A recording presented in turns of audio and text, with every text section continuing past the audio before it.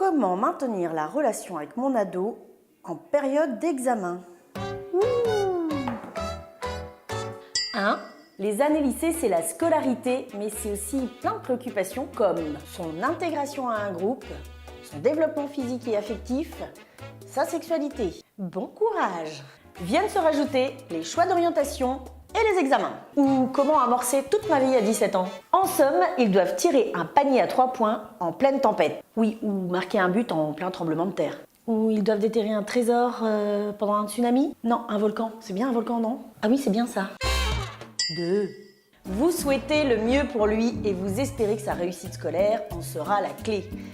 Et puis, s'il réussit, ce sera la preuve que vous avez fait du bon boulot avec votre petit poussin avant qu'il parte.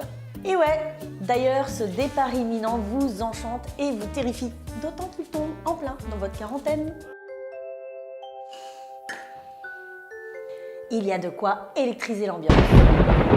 Et 3.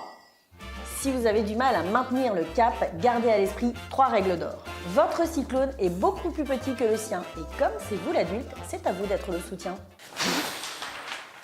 Être sincère dans sa communication, c'est bien. Mais en période d'examen, mieux vaut garder pour vous vos états d'âme, vos critiques ou tout constat général qui ne tiendrait pas vraiment compte de la situation. Essayez de maintenir les règles de la communication. Écoutez, se contrôler, proposer. Si vous écoutez votre ado, tout ne vous plaira pas. C'est le jeu. Lui dire que ça ne vous convient pas peut se faire sans agressivité, en respectant la parole de votre ado. On appelle cela l'assertivité. Et du coup, vos propositions seront mieux entendues en retour. C'est 4. Ce futur adulte rebelle, distant et contrariant est toujours votre enfant. Restez un parent bienveillant et cadrant.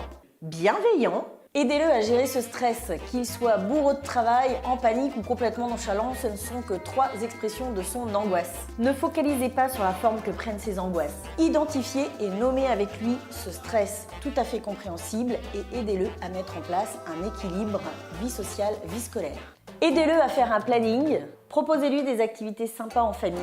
Acceptez qu'il sorte avec ses amis ou qu'il aille se défouler. Cadrant.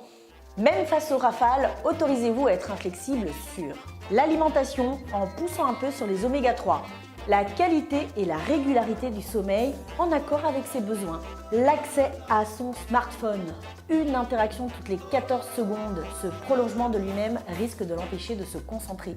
Mon chéri, tu descends ton téléphone maintenant, faut déconnecter dans la vie, hein? Je vous conseille une lecture à partager avec votre ado, ça s'appelle Ta putain de vie commence maintenant et c'est aux éditions Albin Michel.